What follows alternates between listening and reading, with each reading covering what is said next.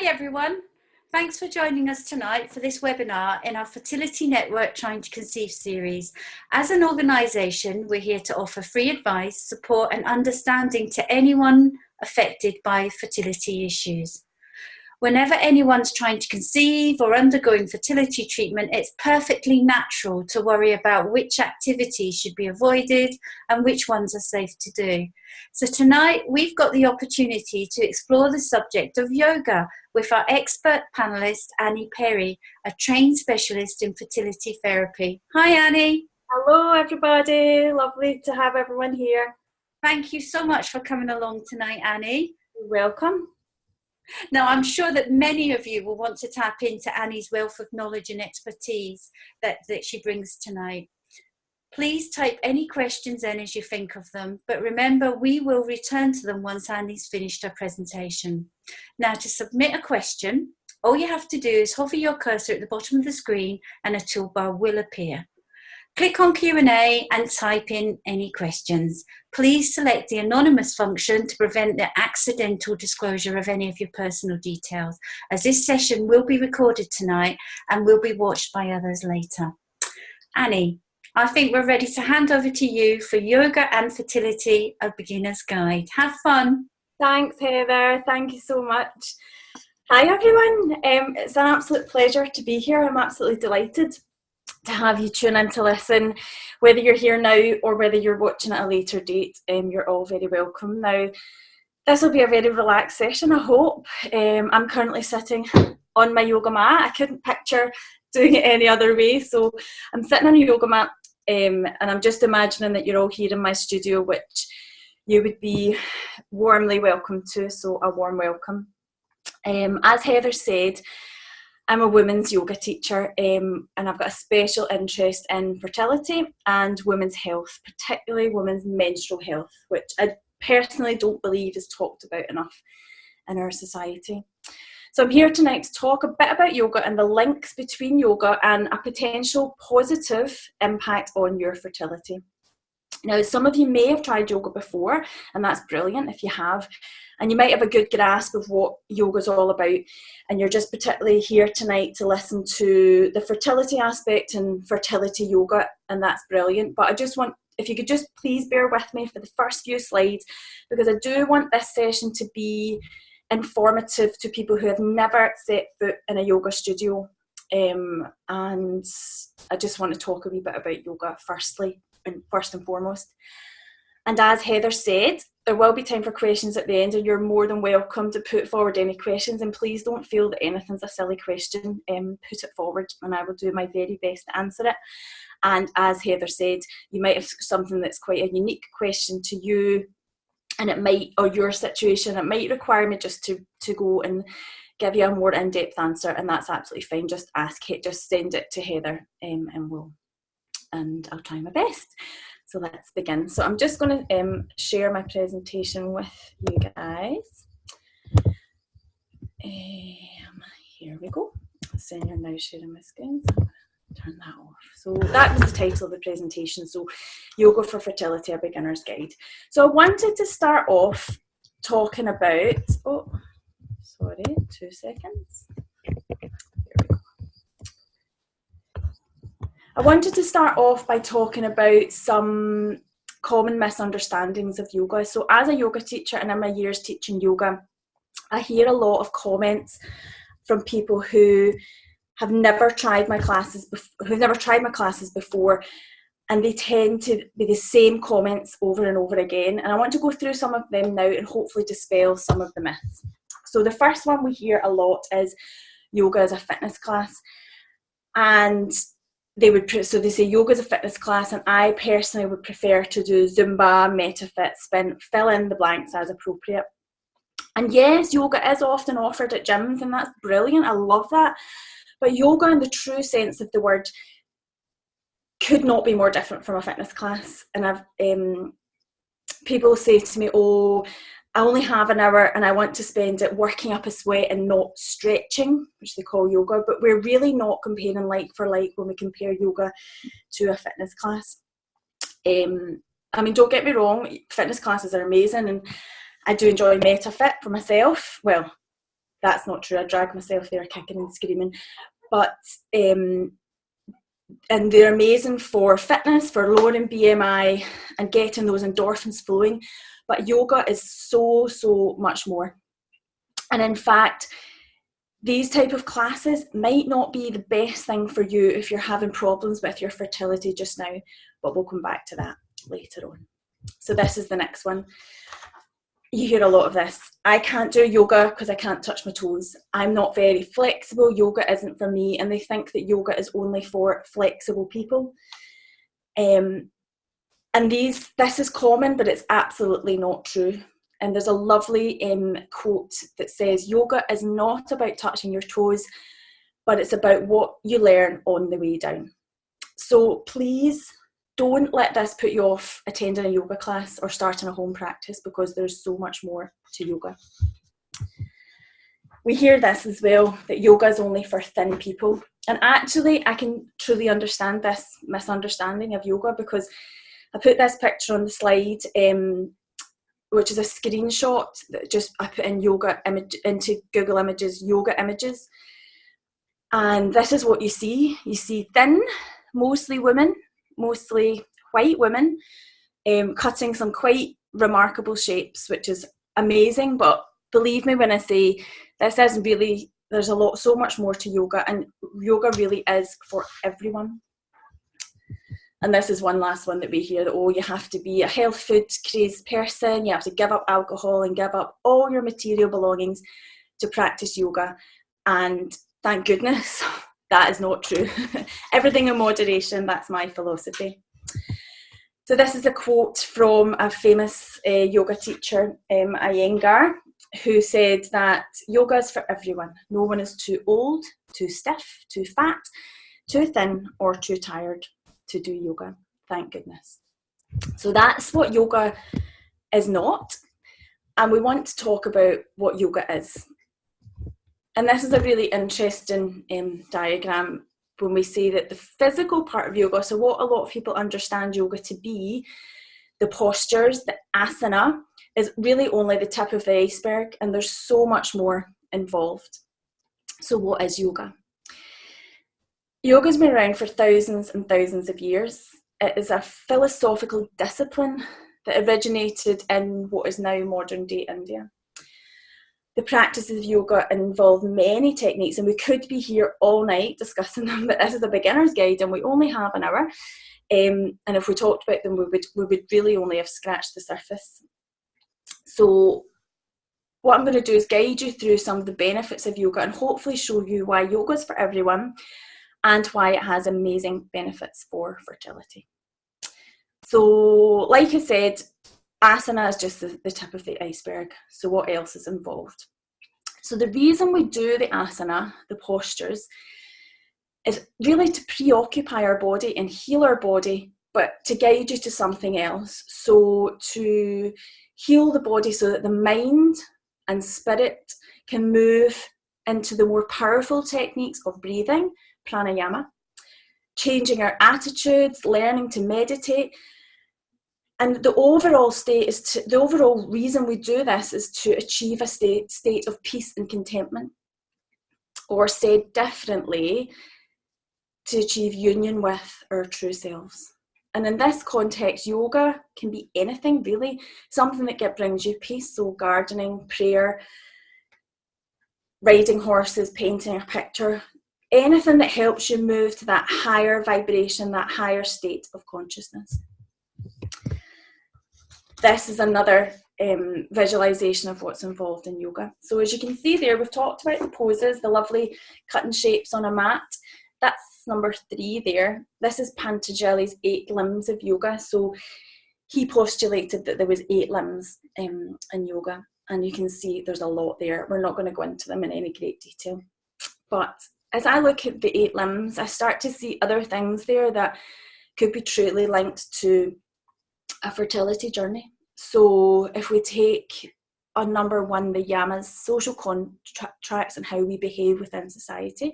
That first one, ahimsa, non-violence. So obviously when you're living a yogic lifestyle, you are trying to be non-violent to anything living in society. but it also means to yourself. So if you're going through a tough fertility journey, believe me, I've been there, sometimes this sense of self-care and non-violence to yourself can take over. In fact, your sense of self-care can be completely lost, and even sometimes self-hatred can take over, and this is where yoga can help. The pranayama, the breath there, so number 4. How often do we just stop? Particularly when we're going through a tough time, how often do we just stop to notice the breath in the body?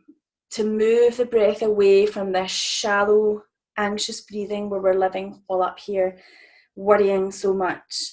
How often do we just sit and let this breath go deeper into the body and nourish the body properly, bringing fresh oxygen into the body, into those organs that really, really need it? Probably very, very, very, very rarely. So hopefully you're starting to see some of the depths of yoga here and see how there's so much else involved. But how does this fit in with fertility? So we're going to talk about, I've just picked out, I think it's 6 things that links yoga in with fertility. So these will be, so yoga reduces stress hormones in the bloodstream. It stimulates the heart and pelvic areas, and I'll go on to talk about why that's important for fertility. Supports and helps to regulate the endocrine system. Adapts poses according to the monthly cycle. That's very important to me. As a woman, I don't feel, well, I'll talk about that later on, but I don't feel we give enough reverence to a woman's cycle in society, and a fertility yoga class will adapt that and give it its true reverence. Increases apana and samana. So I presume if you're a beginner to yoga, you will never have heard of that, and that's fine. I'll talk to you about how yoga can help that and why, and it will help fertility. And yoga can help build life force energy in the body, which hopefully will support fertility. So so obviously these are quite strong claims, and obviously we can never really truly say if something's going to affect fertility, but there have been quite powerful scientific studies to link yoga in with the positive fertility outcomes. So the most famous studies linking yoga to fertility were done by Dr. Alice Domar at the Mind Body Institute at Harvard Medical Center. And she did a lot of studies with women who were struggling with fertility. And one of the particular studies was done in 2002. And basically she put women who were been struggling with fertility, so i.e. were trying to conceive for over a year to no success. She put them into either a control group or a group who participated in mind-body techniques such as yoga and meditation.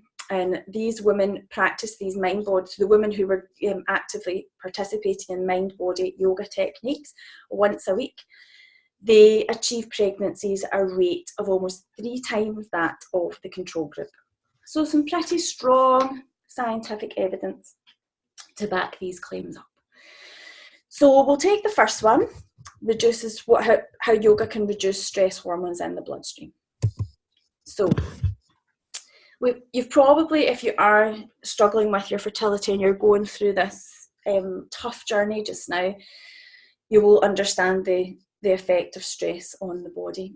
So prolonged stress will activate your body's fight or flight, and we've all probably heard of that. So in that situation, when you go through prolonged stress, which is a vicious cycle, because if you are struggling with your fertility, then that chronic stress is really hard to manage. But what happens to your body is then the sympathetic nervous system takes over from the parasympathetic, which controls the internal functions, including the pelvic organs. So we want that parasympathetic system to be in play to really help the internal pelvic organs, such as the uterus, the ovaries, the fallopian tubes. But if you're under prolonged stress, that can really have a negative impact. So in turn, it will have a negative effect on the menstrual cycle, which will So elevated levels of these stress hormones such as adrenaline, cortisol, they can lead to disruption with menstruation, can interfere with release of eggs from the ovaries, and in turn lead to infertility. But yoga has been shown to bring down these stress hormones, which can only be a good thing if you're struggling with fertility. In the 1960s, there was a cardiologist actually who coined this term, the relaxation response, and he was called Dr. Herbert Benson. And he found that yoga was particularly good at eliciting this relaxation response, which again could activate this parasympathetic nervous system, which allowed the body to reverse this physiological effect of fight or flight in the body, and instead activating this relaxation response.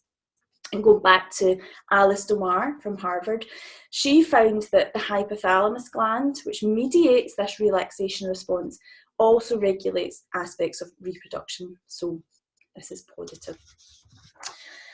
The next one, I'm just going to take a wee sip of water. Yoga helps to stimulate the heart and pelvic areas. So this is where we start to talk about blood flow and what yoga can do for blood flow.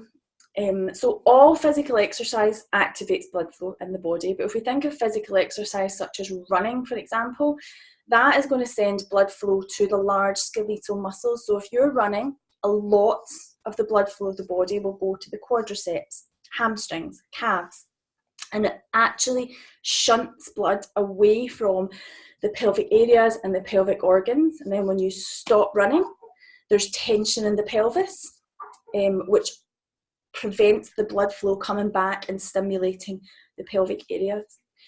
So in order to keep these glands and organs of the pelvis, so the uterus, the fallopian tubes, the ovaries, we have to, for them to be healthy and functioning, it needs a steady flow of oxygen-rich blood to go there. And yoga is very, very good at bringing that blood flow into the pelvis.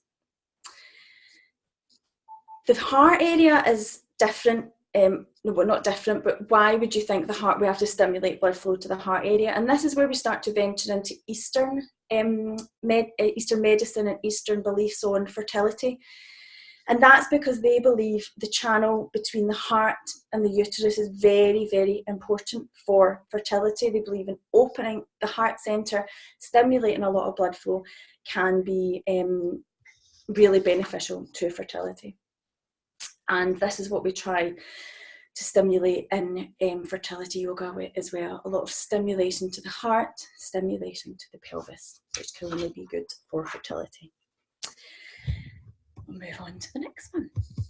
So this is the endocrine system one. So yoga can support and help to regulate the endocrine system. So when I talked about yoga being a philosophical discipline from thousands and thousands of years ago, these gurus started to notice that yoga would stimulate what's called the chakras. So there's 7 major chakras in the body, beginning down at the root chakra, which you can see in the diagram there is the testes for men and the ovaries for women, and moving up through the sacral chakra and all the way up. That's the colourful ones on that slide, that's the chakras. But what I love and find fascinating is that when we look at the endocrine system in the body and a map of the chakras and put them on top of each other, interestingly, they match up to some really 7 major glands in the body, major glands which also have an impact on fertility. So when we're doing these yoga postures or asana, any asana in yoga will stimulate one of these glands. So it goes without saying that in fertility yoga, we try and stimulate particularly the glands or the chakras that link in with fertility. And we're looking at these 3 lower ones, which form a kind of, they call it a bulb: the root chakra, the sacral chakra, and the solar plexus chakra. And we try and stimulate that area. So that is the endocrine system and how that can affect with yoga. So the next one. Fertility yoga adapts poses according to the monthly cycle. So this is a kind of issue close to my heart. I really do believe that in society there's a kind of taboo or a stigma around menstruation. I also believe that women tend to try and maintain our energy levels in a static way throughout the month. So obviously we all have to work. We all try and keep up with, we all often try and live a more masculine life, so keeping up with men on a like for like, which is great. But we don't tend to respect the fluctuations of a menstrual system. In fact, there's that old adage of the menstrual cycle being a curse, and that's still a very commonly held belief. But we have to respect this monthly cycle. So when I have the lunar cycle there, moving with the moon, what do I mean by this? And what I would love is that we start to hark back to how our sisters in ancient times were. It's no coincidence that the moon moves to a 28-day cycle. And women used to, believe it or not, used to bleed to the moon. So as the moon was full and it was a time of high energy, that would be when women would ovulate. And women did tend to ovulate in their, to menstruate and ovulate at the same time in their small society and their villages. So they would ovulate to the full moon. And then as the moon went to the dark side of the moon where we couldn't see it, that would be a time of retreat, a time of calm, a time of menstruation, and just letting be almost a reverence and a respect for menstruation. And we have to be sensitive to this, and we almost have to hark back to this. So yoga for fertility works by being sensitive to this, so sensitive to the woman's menstrual cycle. So the yoga we would do when a woman is in her bleed time is completely different to the yoga we would do when they're in the first half of their cycle, when they're leading up to ovulation, and then when they're moving post-ovulation into menstruation again or into a pregnancy. So it's very different how we would do that. And if you went to a normal yoga class or a hatha yoga class or a fitness class, there's no adaptation there and no respect for where the woman is. And we know energy depletes at different times. So we want to see that sense of retreat, that sense of harking back to self-care at a time of menstruation, at a time to bring a sense of meditation, a sense of retreat at that time. So in terms of yoga for fertility, in the first half of the cycle, so leading up to ovulation, if we're looking at the moon, the beautiful moon there in that image, we're leading up to ovulation. The important focus here is stimulating the ovaries to produce follicles and release a high quality egg, and also encourage your uterus to develop a lush endometrial lining. So we do poses and yoga asana that brings stimulation to the ovaries, to that area, to bring that lovely lush blood flow to that area. In the second half of the cycle, post ovulation, we would focus on supporting implantation. So we're looking at yoga asana that is less stimulating, less twisty, less stimulating, nothing on your tummy, nothing prone postures, lying down. And we want supportive, calm, meditative postures there. And then during menstruation, the main objective is to rest the body and support the movement of blood out of the uterus. It's really important, that cleansing of the uterus, and to support that downward cleanse. So as you can see, we're very sensitive to that in a fertility yoga class. The next one is again linked to Eastern philosophy. So yoga balances energy in the body. So that's the lovely yin and yang sign that we've seen so many times. Yin and yang, so they coexist, and the ultimate aim is to have these energies of yin and yang balanced in the body. Very few people are completely balanced and at that sense of equilibrium. But anecdotally speaking, there's been studies shown that anecdotally, as in these scientific studies have spoken to yoga therapists who deal with fertility, and they often say that when a lot of women who come to classes have an imbalance in this, fertility for yoga classes have this energy imbalance in the body with a bit more yang. And what I mean by yang is that warm, energy, action orientated, hot energy, and represented by the sun. It's a masculine energy, and it's that go, which has its place, don't get me wrong, But this yin energy, which is the complete opposite, is a more intuitive, contemplative, cool energy, and it's compared to the moon. So again, harking back to that lunar cycle. So we need to bring that sense of yin back up in a fertility yoga class. We will do some postures that are yang, but the focus is on this yin, cooling, feminine energy and trying to bring that balance. Excuse me, I'm just taking a wee drink. So the next one. This is this apana and samana. So again, this is linked to energy in the body. So there's 5 energy currents in the body. And when we're working with these energy currents for fertility, the main focus is on the apana and samana, which is no coincidence on this diagram that you'll see. They're down at the bottom, the pelvic area of the body. So that apana vayu flows downwards and outwards, and that's the energy that supports a healthy menstruation. So that reverence of your menstrual cycle, that self-care, that allowing yourself to bleed healthily. We try and stimulate that in fertility yoga.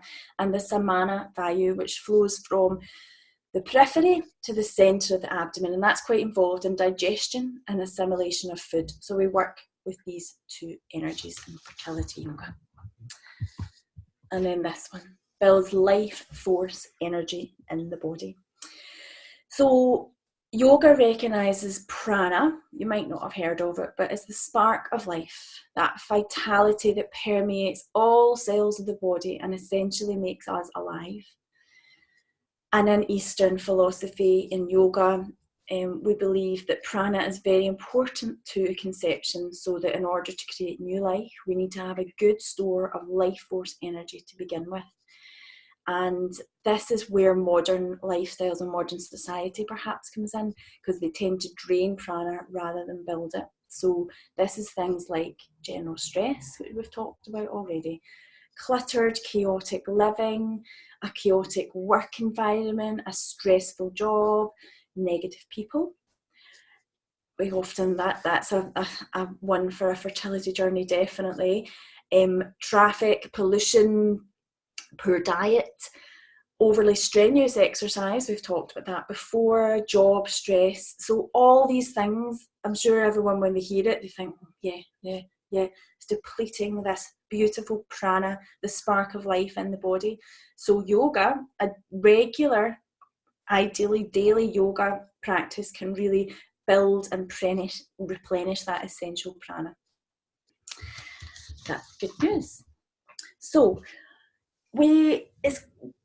I've talked about what yoga is not. I've tried to touch on what yoga is, and I've tried to touch on fertility yoga to give you an idea of what fertility yoga entails. So if you were to attend a fertility yoga class or buy a book and decide to start a home practice, what does fertility yoga look like? Well, for one, it is very, very subtle.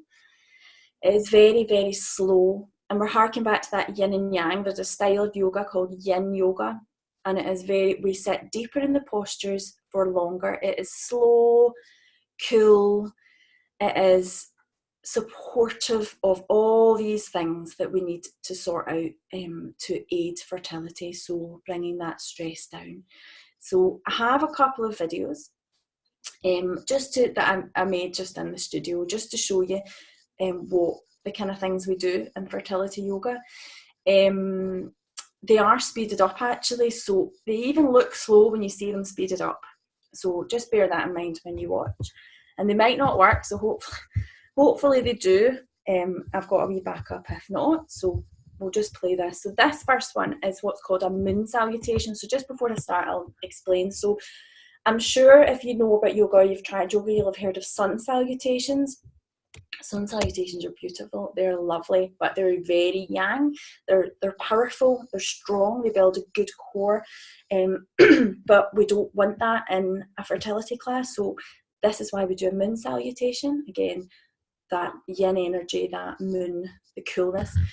So this is what a moon salutation for fertility would look like, and hopefully it's working. So again, this is speeded up. But even then, moving slow. So like we say, we use squats, stimulating that beautiful blood flow into the pelvis. Forward folds, putting lovely pressure on the pineal gland. Stepping back into lunges, and we're working slowly and really, we play around with a lot of hip spirals, a lot of beautiful spirals and moving of the hips, and it's just bringing that beautiful lush femininity to the fore, sorry. Downward dog, that's, I'm sure if there's a posture that you associate with yoga, it'll be down dog. We wouldn't do that during menstruation, because if you imagine that apana, samana that I'm talking about, that downward energy during menstruation, if you flip your body upside down, then you're interfering with that.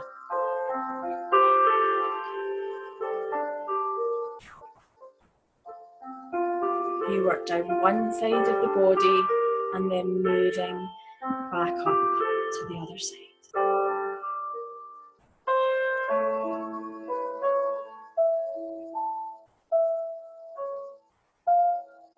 That's us doing our lunge on the other side to balance the body. Everything in yoga is about balance. We would never do an intense back bend without folding the other way. So that's me saying play around with hip spirals at any time during fertility yoga. Play around with that sense of moving. And have fun. We want to bring fun and stress relief into this fertility. Always listen to your body. Always listen to your body. And that's the end of that salutation. So that's that one. So I'm just going back to, hang on, I'm just gonna, oh no, I think I can move forward. Hang on a minute. Yep, this is the next one. So this is a wide-legged forward fold. And I just wanted to show you another posture that you would do in fertility yoga. Now you wouldn't do this in this, well, you could do it in the second half of your cycle, but you wouldn't add this intense twist that I'm going to show you here. So play this and hopefully it works.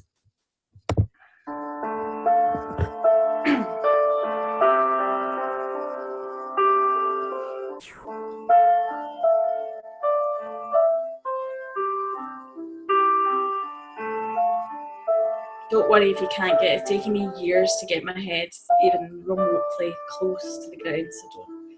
So this calms this central nervous system that we were talking about, activating the parasympathetic. And then that twist is beautiful for the first half of your cycle, stimulating those beautiful organs in the pelvic area, including your ovaries and your uterus. I'm back. So, some things to avoid. So, if you are, let me just go back to here. Sorry, I'm just going to quickly stop share so I can get back to the presentation, and then I'll be back. Give me a second. I'm just going to, oops. Oh, do you know, there we go, that's fine. So some things, oh, no, hang on. Sorry, technology is not my forte. Share screen, 2 seconds.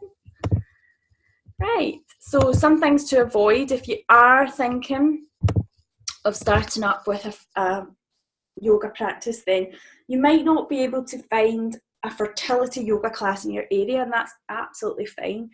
But I just want, it's not perhaps as mainstream as other types of yoga. So if you are just looking for a yoga class, then that's fine, feel free, but I would guide you to something that's advertised as a yin class, so something that is slower, calmer, that yin energy. So you don't want to be going to a Bikram or a hot yoga class. That creates too much what we call tapas, or heat in the body. So no power yoga, so you'll hear a lot of strong into the core, power. That's a more gym-led type yoga class. We don't want anything like that. Any yoga in a heated room, which don't do yoga over the next few days unless you've got air conditioning. So yeah, anything intensive or heat producing, so anything floor vinyasa, it's too much. We want to really respect the subtleties, and often in a fertility yoga practice you can feel, am I actually doing anything here? But believe me, you are. So I just wanted to give you a few, if you are thinking of picking up a book to read a bit more and you are interested, these are some books that I literally could read again and again and again and still get something from it. So that first one, Fully Fertile, the beautiful women who wrote that have a centre called Pulling Down the Moon, which I love, in the United States, and they work with Alice Domar. I don't know if you remember me mentioning that, Harvard doctor, and it's a holistic 12-week plan for optimal fertility. Really good for introducing you to other aspects of yoga. So there's lovely postures, yoga asana to do, lovely flows to do, but also other things, some meditations, lots of lovely stuff. And then they wrote a second book called The Infertility Cleanse. They've got a foreword by Alice Domar in that. That's got some yoga, but it talks a bit about nutrition, maybe some things to avoid, and I think it's lovely. And then this last one, see if you are sick to death. I'm sure if a lot of you are going through a tough journey, you read online and books all about fertility and that word infertility, which actually I hate. This book, Moving with the Moon, I would really recommend it because it's not talking about that. It's just talking about, well, there's the title, Moving with the Moon, yoga, movement and meditation for every stage of your menstrual cycle and beyond. So it might help you to start to embrace your menstrual cycle, which can be really hard, embrace menstruation, which can be really hard, but believe me, she writes very sensitively, and it's a really beautiful book with some beautiful meditations. So the way I want to finish this is with some yoga, as in we're not going to be cutting some poses, we're going to be doing a nice guided meditation. So I'm just going to finish sharing the screen so I can bring you back to my face. So yeah, I want to do some guided meditation. So I want you to just to get really comfortable. You probably are watching this on a laptop, and really a laptop isn't ideal, because what do we do when we're on a laptop? If it's on our lap, we hunch over, close over to your heart center. We want to be opening it up.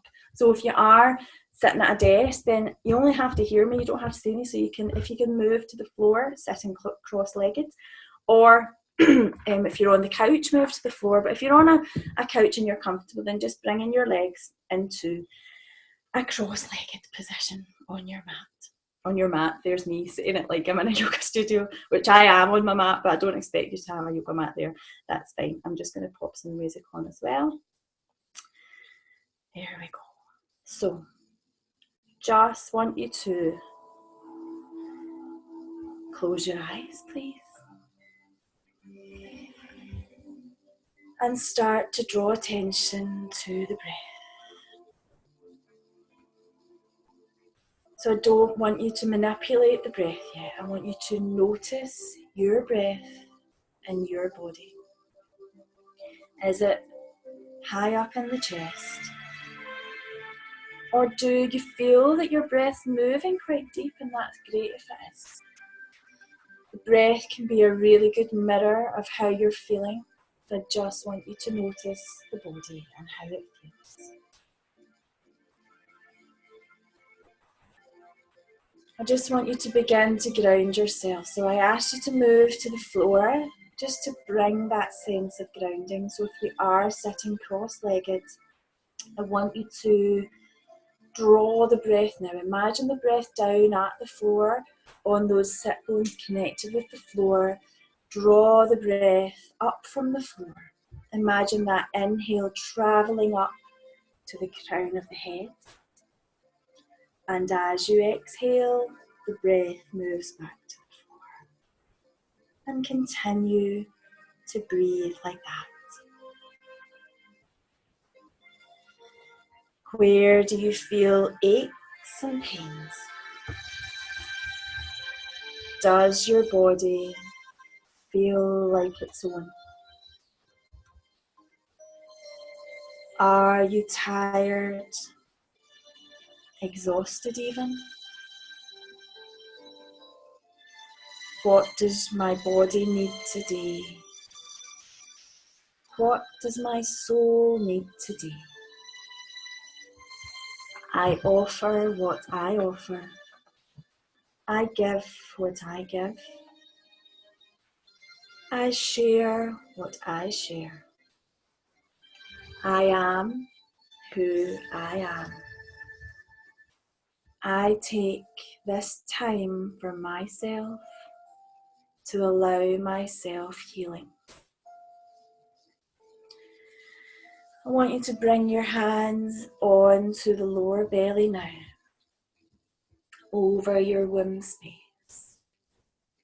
If there's any men listening, then I didn't mean to say womb space, and that's fine, but your lower belly is totally fine. Bring the index finger and the thumb together. And you'll notice as the breath goes deeper down into the belly that the hands move away from each other and connect again as you allow the breath to become deeper.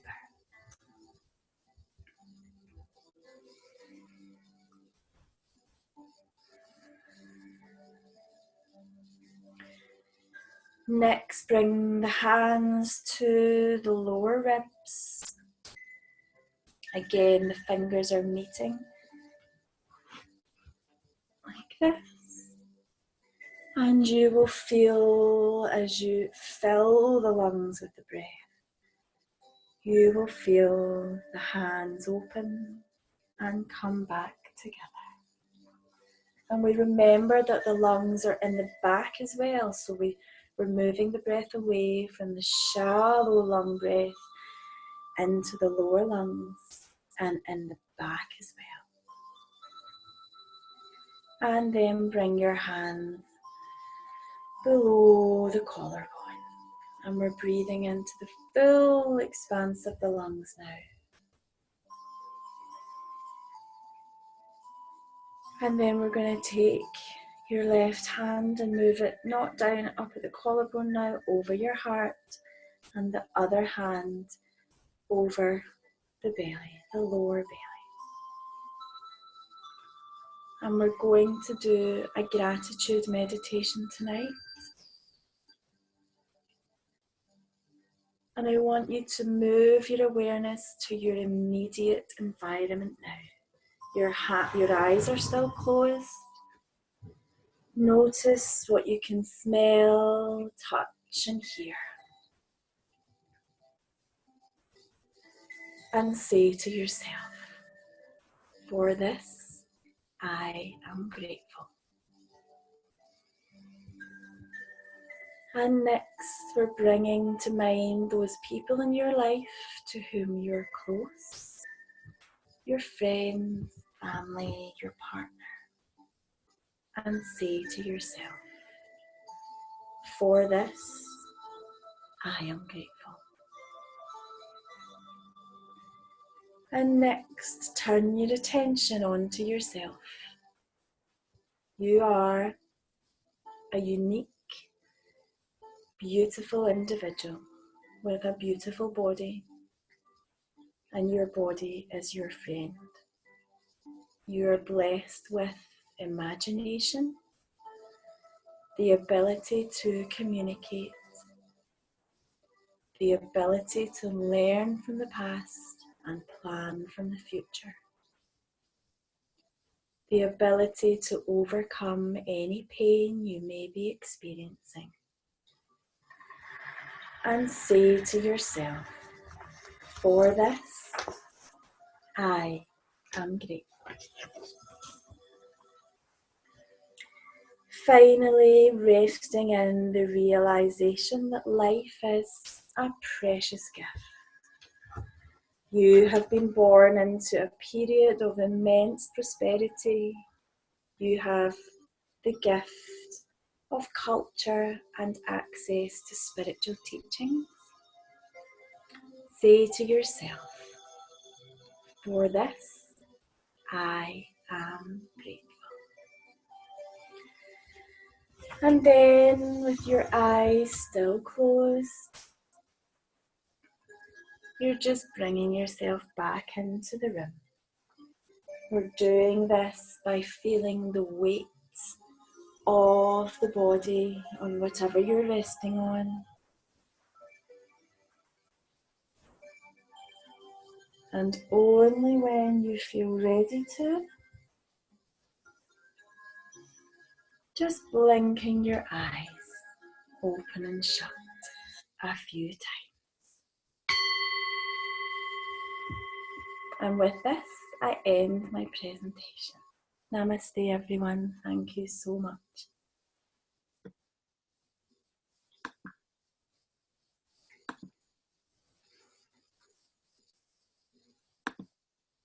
Hi, Heather. Hi there. Blissed out. I'm a bit zoned out after. I thought you looked a bit blissed out there. That's good. Oh, yeah, definitely. Okay. So thank you very much for that really interesting presentation. Now, as somebody that knows nothing about yoga at all, never tried yoga, I found that absolutely fascinating about talking about the way that energy can flow through the body, etc., and how you can help the blood flow to different parts of the body. Yeah. But also, as well, I thought it was fascinating about how you talked about the state of relaxation that comes from it. Yeah. Because today, in today's busy world, and especially if you are overwhelmed on a fertility journey with trying to conceive. It's that vicious cycle when you're dealing with fertility. Someone says, oh, you have to bring down your stress, and you're like, no wonder I'm stressed because I'm struggling to conceive. So it goes round and round, and it's quite a unique situation in life where you have to control your stress in order to fix what's happening, but what's happening is making you stressed, and it's quite unique. I think I can't really think of anything. And I think probably the worst thing that people say to you as well is just relax. Oh. And it will happen. Whereas actually yoga is actively using the blood flow and the state of relaxation to actually relax your mind and your body and connect them, isn't it? And I think if you could just achieve, I mean, obviously there's no hard and fast, you can't ever make promises, but if you can achieve someone going out feeling better about themselves, feeling relaxed, feeling calmer, then that's enough. Do you know, that's enough. So that's why I genuinely believe in it. And I think it's about using positive time for yourself. Yeah. Just to find that relaxation as well, and having some you time away from all the stresses and strains of the world, and actually just concentrating on your own body, your own breathing, and what's going on. And I think that's really, really important. And quite often when you are trying to conceive, one of the things that most people are guilty of is that they do forget how to love themselves, how to love their body, and how to take time for themselves. Yeah, definitely. Now, I do have a question that was sent to me by email. Okay. Now, you might have answered the second part of this question because it's a two-part one. The first one is it safe to do some yoga poses after the embryo transfer? So for those people that don't know or haven't had treatment before, when you have IVF treatment, they do the embryo transfer where they put the embryo back into your body, and then there's a 2-week wait. So this is talking about the 2-week wait when you wait to find out whether or not you are pregnant at the end of treatment. Yes. So is it safe to do some yoga poses after embryo transfer? Okay, so 2 things. Hopefully this presentation has showed, if we take postures out, we'll talk to them about them in a minute. of course it's safe to do yoga in your 2-week wait and post-transfer, and by that I mean it's completely safe to do meditation, it's completely safe to do your pranayama, your breathing, it's completely safe to have 2 weeks loving yourself, but you can get moving, you can definitely get moving. So there's some physical activity guidelines which are quite nice. So when we're talking about the yoga postures, there are some guidelines on physical activity. So in terms of post transfer, I would probably say no physical exercise for 48 hours. So give it 48 hours. And I don't mean bed rest. I wouldn't go to bed rest. But after 48 hours, gentle physical activity. So as long as you're free of pain, inflammation, and any other side effects, then by all means introduce physical activity. I wouldn't be doing anything rigorous though. A gentle fertility yoga practice for the second half of the cycle, which in those books, the Fully Fertile book, that's a good reference for that. And then so a gentle yoga practice is completely fine after 48 hours, but you can practice yoga in those 48 hours by way of meditation, breathing, and all those other lovely things that we're talking about. And earlier on you mentioned about avoiding like the hot yoga and all of that.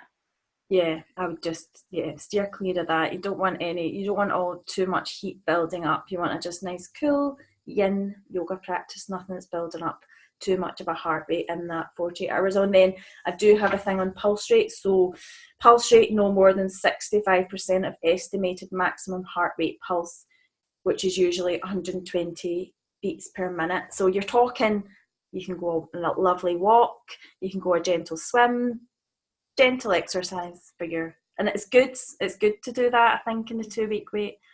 Can't just sit in the house. No, it's good to clear your head, isn't it? Get fresh air, etc. Yeah, definitely. So during that 2-week wait, what poses are good to help the implantation of the embryo?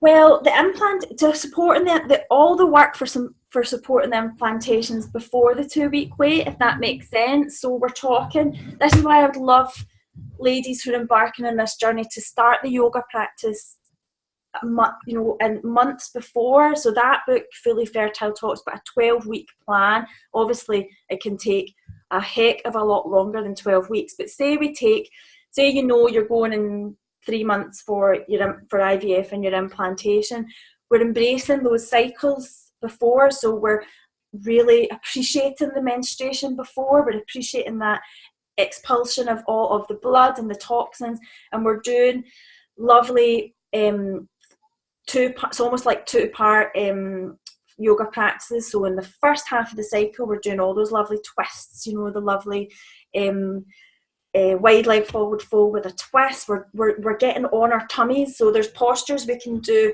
lying on your tummy, like called lotus, and we add things. This is in the first half, not in the second half.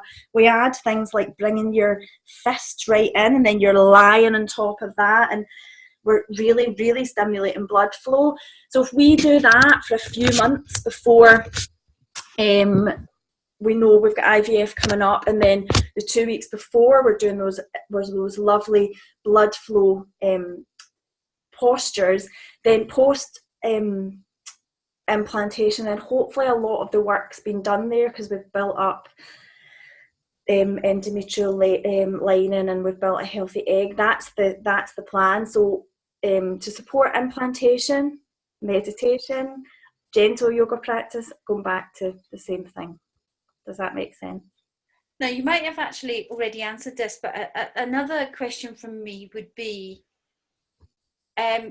somebody that's never done yoga before, would it be an ideal time to start it, or would you say it's better for somebody that's on the fertility journey but they've been practicing yoga for many years before it to continue with yoga? Do you know what I mean? Is it a good time to actually come in as a complete beginner? Absolutely.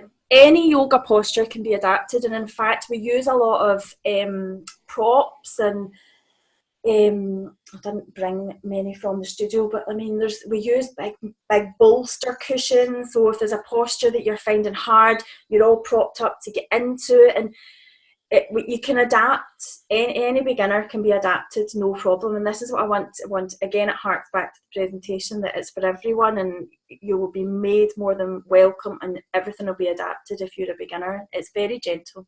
It's fine. Now, you talked about the availability of fertility yoga classes, and they're not everywhere. Do you have a rough idea of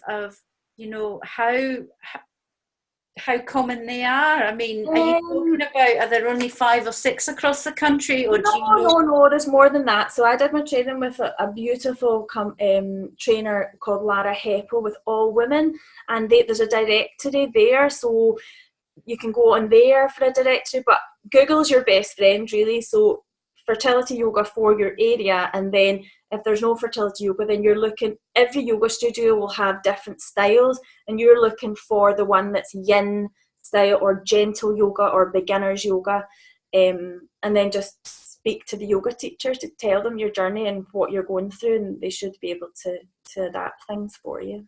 So that initial communication with the yoga teacher is really, really important. It is. Yeah, absolutely. And ideally you want fertility yoga, because there's another aspect of yoga that I didn't really talk about, and it's Sangha, which means community. So what we're trying to develop with fertility yoga class is that sense of community, and what you guys do, this amazing work you guys do, there's other people around you that are going through exactly what you're going through. So that's the other nice thing about our fertility yoga class, So it's basically yoga for hashtag you are not alone. Other people are going. Absolutely. Yeah. Okay, we've got a question submitted here. It says, I've dabbled in yoga over the last 6 years, but not thought about how it related to my cycle. We have had 4 failed cycles. Sorry to hear that. I would really benefit from a gentle class, but can't find anything local or affordable. Would there be possibility of an online class? Do you know of an online class at all?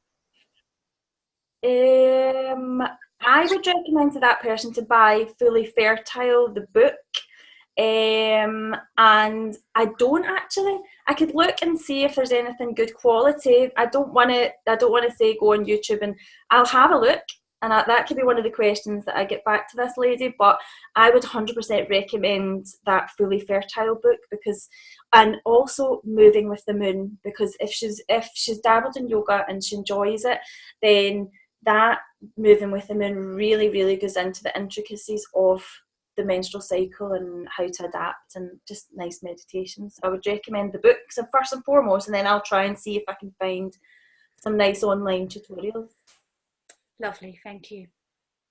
Let's see if there's any more questions.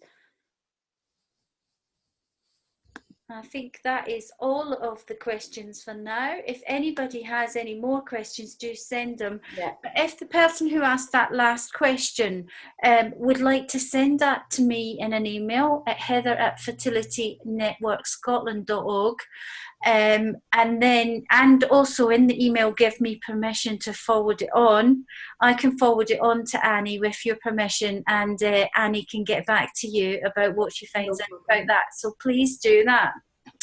Okay, I think that's probably, just looking at my watch, I can't believe that's an hour already. That has gone really quickly. Thank you so much. I can't believe that. Neither can I. Okay, so thank you, Annie, for supporting the Fertility Network. I have to say, Annie gave up her time so freely for this session, and I think it's been really useful and given us a much better understanding of yoga and its relevance when you're facing fertility issues. As I said, if you've got any further questions, send them on to me with permission to relay them on to Annie, and I will. Now, we do hope to have the recording of this session available on YouTube in the next week or so. We hope you'll be able to join us for our next webinar in our Trying to Conceive series, which is scheduled for Wednesday, 21st of August. We don't have full details of it yet, but pencil that date in and look out for it on our website and on our social media for further details. Now, we can send out direct reminders about future webinars if you provide us with permission to do so. So if you'd like to give your consent to receive details of further webinars, please email heather@fertilitynetworkscotland.org stating clearly that you would like the TTC webinar reminders. I won't share your email address with anyone else, and I would only use your personal details to send reminders about upcoming webinars. We'll keep your data for the duration of the 2019 series, and it can always be removed at your request.